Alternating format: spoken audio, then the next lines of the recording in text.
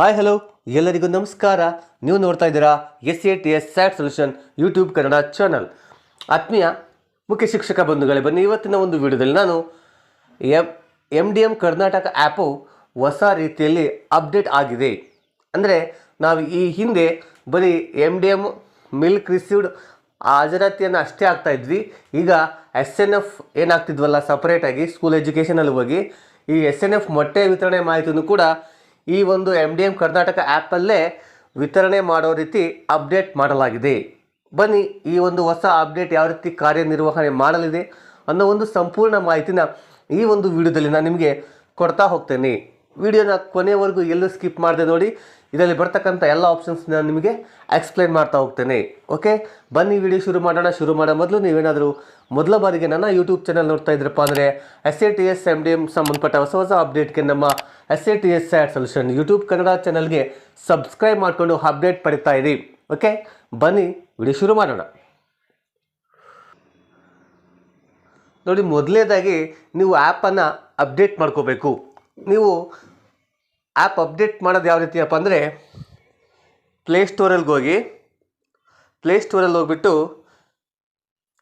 ಅಲ್ಲಿ ಟೈಪ್ ಮಾಡಿ MDM Karnataka app ಅಂತ ನೋಡಿ. ಇಲ್ಲಿ MDM ಕರ್ನಾಟಕ ಆ್ಯಪ್ ಬರುತ್ತೆ. ಒಂದು ವೇಳೆ ನಿಮ್ಮ ಆ್ಯಪ್ ಅಪ್ಡೇಟ್ ಇದ್ದರೆ ಇಲ್ಲಿ ಓಪನ್ ಅಂತ ಕಾಲಮ್ ಇದೆಯಲ್ವಾ, ಸಿಂಬಲ್ ಇದೆಯಲ್ವಾ, ಅಲ್ಲಿ ಅಪ್ಡೇಟ್ ಅಂತ ಬರುತ್ತೆ. ನೀವು ಅಪ್ಡೇಟ್ ಮಾಡ್ಕೊಳ್ಳಿ. ನಾನು ಈಗಾಗಲೇ ಅಪ್ಡೇಟ್ ಮಾಡಿರೋದ್ರಿಂದ ಅಲ್ಲಿ ಓಪನ್ ಅಂತ ಬರುತ್ತೆ. ಸೊ ಹಾಗಾಗಿ ಫಸ್ಟ್ ನೀವು ನಿಮ್ಮ ಆ್ಯಪನ್ನು ಅಪ್ಡೇಟ್ ಮಾಡ್ಕೋಬೇಕು. ಸೊ ಹಾಗಾಗಿ ಅಪ್ಡೇಟ್ ಮಾಡಿ ಓಪನ್ ಮಾಡಿದರೆ ಈ ರೀತಿಯ ಒಂದು ಹೊಸ ಇಂಟರ್ಫೇಸ್ ನಿಮಗೆ ಓಪನ್ ಆಗ್ತಾಯಿದೆ, ನೋಡ್ಬೋದು. ಓಕೆ, ಈಗ ನಾವು ಡೈಲಿ ಅಟೆಂಡೆನ್ಸ್ ಯಾವ ರೀತಿ ಹಾಕಬೇಕು ಅಂತ ಮೊದಲು ತೋರಿಸ್ತೇನೆ. ಆಮೇಲೆ SNF ಯಾವ ರೀತಿ ಹಾಕಬೇಕಂತ ನೆಕ್ಸ್ಟ್ ತೋರಿಸ್ತೇನೆ. ಓಕೆ, ಈಗ ಡೈಲಿ ಅಟೆಂಡೆನ್ಸ್ ಯಾವ ರೀತಿ ಹಾಕೋದು ಅಂದರೆ ಇಲ್ಲಿ ಸ್ಟೂಡೆಂಟ್ ಡ್ಯಾಶ್ಬೋರ್ಡ್ ಅಂತ ಎರಡನೇ ಆಪ್ಷನ್ ಇದೆಯಲ್ವಾ, ಅದ್ರ ಮೇಲೆ ಕ್ಲಿಕ್ ಮಾಡಿ. ಸೊ ನೋಡಿ, ಇಲ್ಲಿ ನಾನು ಆಲ್ರೆಡಿ 2 ತರಗತಿನ ಹಾಕಿದ್ದೇನೆ, ಹಂಗಾಗಿ ಅದು ಗ್ರೀನ್ ಕಲರ್ ಬಂದಿದೆ. ಇಲ್ಲಿ ಇನ್ನು ಉಳಿದ ತರಗತಿಗಳು ಏನಿದಾವಲ್ಲ ಅವು ಕೆಂಪು ಕಲರ್ ಇದೆ ಅಂದರೆ ಅವಕ್ಕೆ ಹಾಜರಾತಿ ಹಾಕಿಲ್ಲ. ಸೊ ನೀವು ಆ ತರಗತಿ ಮೇಲೆ ಕ್ಲಿಕ್ ಮಾಡ್ಕೊಳ್ಳಿ. ಸಬ್ಮಿಟ್ ಮೇಲೆ ಕ್ಲಿಕ್ ಮಾಡಿ. ಇಲ್ಲಿ ಮಕ್ಕಳ ಹೆಸರು ಬರುತ್ತೆ, ಅವರಿಗೆ ಅಟೆಂಡೆನ್ಸು ಮಿಲ್ಕು ಇದನ್ನು ಕೊಡಿ.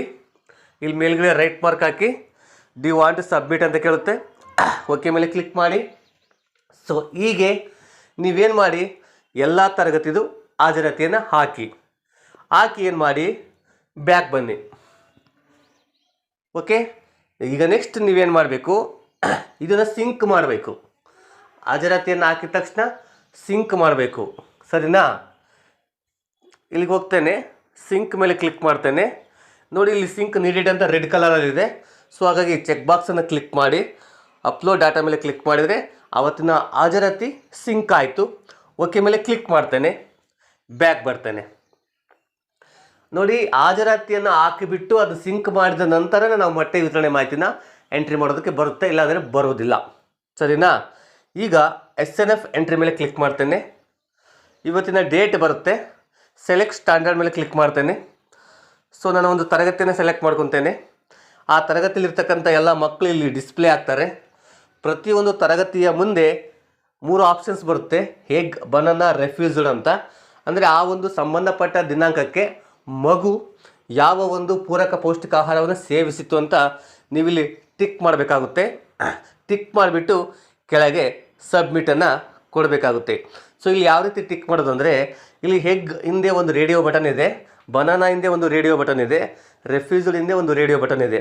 ಆ ಮಗು ಯಾವ ಒಂದು ಪೂರಕ ಪೌಷ್ಟಿಕ ಆಹಾರವನ್ನು ಸೇವಿಸ್ತು ಅನ್ನೋದನ್ನು ನೀವಲ್ಲಿ ಸೆಲೆಕ್ಟ್ ಮಾಡ್ಕೋಬೇಕಾಗುತ್ತೆ.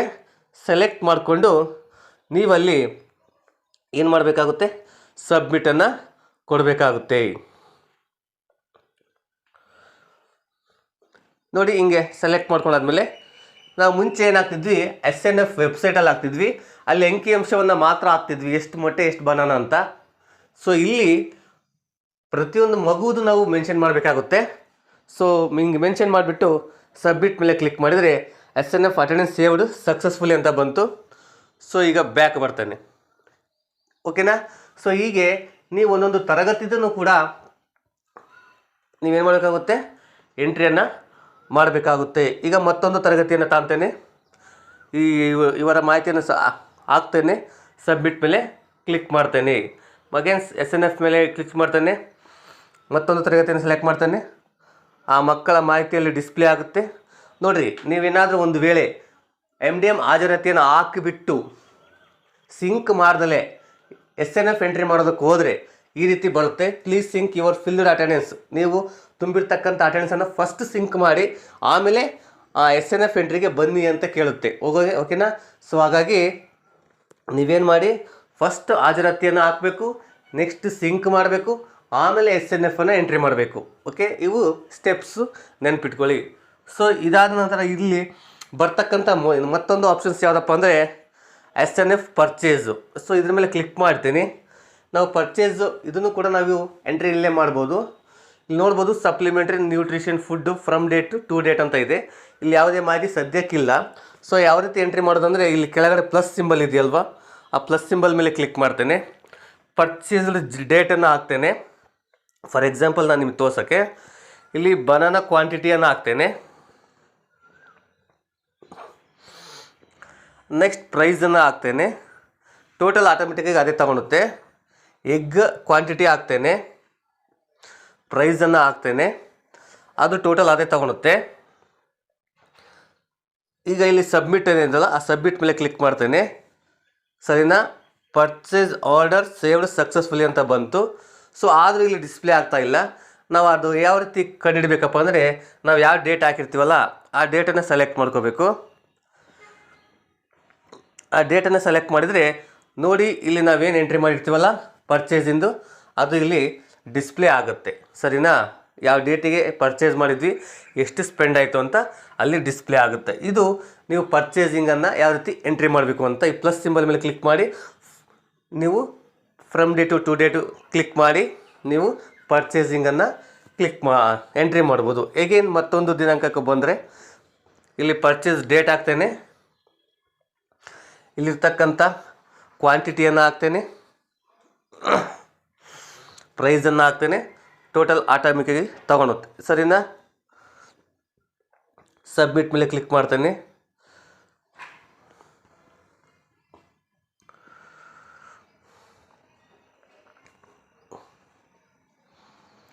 ನೋಡಿ, ಹೀಗೆ ನೀವು ಪರ್ಚೇಸನ್ನು ಕೂಡ ಈ ರೀತಿ ಎಂಟ್ರಿ ಮಾಡ್ತಾ ಹೋಗ್ಬೋದು. ಓಕೆನಾ? ಸೊ ಈಗ ಬ್ಯಾಕ್ ಬರ್ತೇನೆ. ಬ್ಯಾಕ್ ಬಂದುಬಿಟ್ಟು ಈಗ ಇಲ್ಲಿ ಡ್ಯಾಶ್ ಬೋರ್ಡ್ ಚೆಕ್ ಮಾಡಿದರೆ ಇಲ್ಲಿ ಈ ಎನ್ರೋಲ್ಮೆಂಟ್ ಇದೆಯಲ್ವಾ, ಇನ್ನೂ 0 ತೋರಿಸ್ತಾ ಇದೆ. ದಟ್ ಮೀನ್ಸ್ ಇನ್ನೂ ಆ್ಯಪು ಪ್ರೊಸೆಸಲ್ಲಿದೆ ಅಂತ ಅರ್ಥ. ಸರಿನಾ? ಸೊ ಅದ್ರ ಬಗ್ಗೆ ಚಿಂತೆ ಮಾಡೋ ಅವಶ್ಯಕತೆ ಇಲ್ಲ, ಅದು ಆಟೋ ಅಪ್ಡೇಟ್ ಆಗುತ್ತೆ, ಏನು ತೊಂದರೆ ಏನಿಲ್ಲ. ಸರಿನಾ? ಈ ರೀತಿ ನೀವೇನು ಮಾಡಿ, ನೆಕ್ಸ್ಟ್ ಐಟಮ್ ಸ್ಟಾಕಲ್ಲಿ ನೀವೇನು ಆರಂಭಿಕ ಶುಲ್ಕ ಎಷ್ಟು ಎಂಟ್ರಿ ಮಾಡಿದ್ರಿ, ಅದು ಎಷ್ಟು ಕನ್ಸ್ಯೂಮ್ ಆಗ್ತಾ ಹೋಗಿದೆ ಅಂತ ಇದು ತೋರಿಸ್ತಾ ಇರ್ತದೆ. ಸರಿನಾ? ನೆಕ್ಸ್ಟು ಸೊ ಇದಿಷ್ಟು SNF ಹೊಸ ಆ್ಯಪ್ ಏನು MDM ಕರ್ನಾಟಕ ಆ್ಯಪಲ್ಲಿ MDM ಹಾಜರಾತಿ ಹಾಗೂ SNF ಯಾವ ರೀತಿ ಎಂಟ್ರಿ ಮಾಡಬೇಕು ಅಂತ ಒಂದು ಸ್ಪಷ್ಟವಾದ ಮಾಹಿತಿ. ಓಕೆ, ಈ ಮಾಹಿತಿ ನಿಮಗೆ ಇಷ್ಟ ಆಯಿತು ಅಂದ್ಕೊತೀನಿ. ಹಾಗಿದ್ರೆ ದಯವಿಟ್ಟು ಒಂದು ಲೈಕ್ ಕೊಡಿ, ಕಮೆಂಟ್ ಮಾಡಿ, ಶೇರ್ ಮಾಡಿ. ಇದೇ ರೀತಿಯ ಮಾಹಿತಿಗೆ ನಮ್ಮ SCTS SAT solution YouTube Kannada ಚಾನಲ್ಗೆ ಸಬ್ಸ್ಕ್ರೈಬ್ ಮಾಡಿಕೊಂಡು ಅಪ್ಡೇಟ್ ಪಡ್ತಾ ಇರಿ. Thanks for watching.